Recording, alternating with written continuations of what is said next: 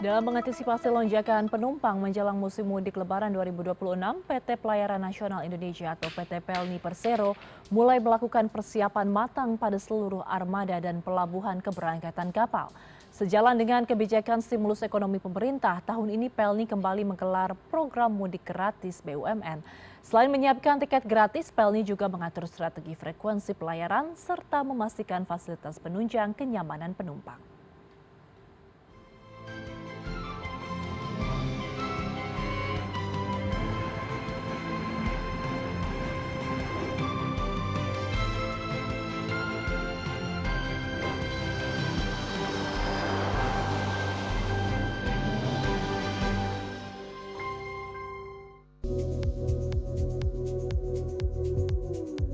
Kesibukan mulai terlihat di Pelabuhan Tanjung Priok, Jakarta Utara pada Senin siang. Sebagai tulang punggung transportasi laut lintas pulau, Pelni tengah menggeber persiapan dalam upaya menghadapi arus mudik Lebaran 2026.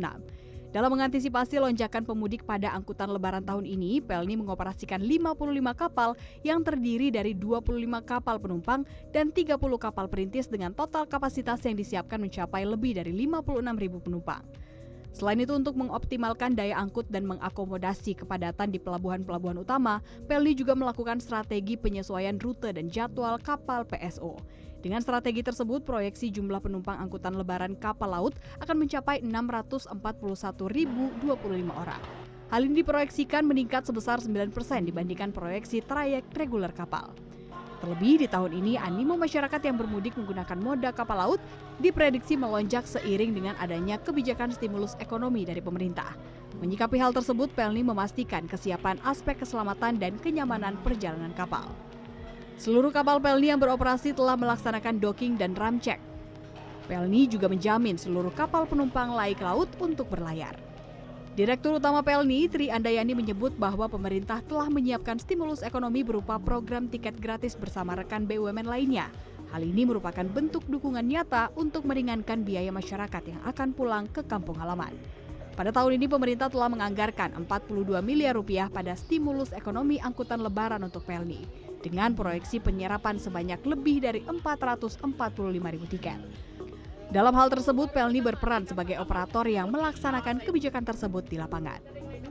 Untuk di musim angkutan lebaran yang sangat padat penumpang ini, itu tentu kecekatan dan kesigapan itu lagi kami koordinasikan dengan seluruh pengelola pelabuhan, baik pelabuhan yang dikelola oleh KUPP, dalam hal ini Kementerian Perhubungan, kemudian yang dikelola oleh BUMN maupun oleh BUMS.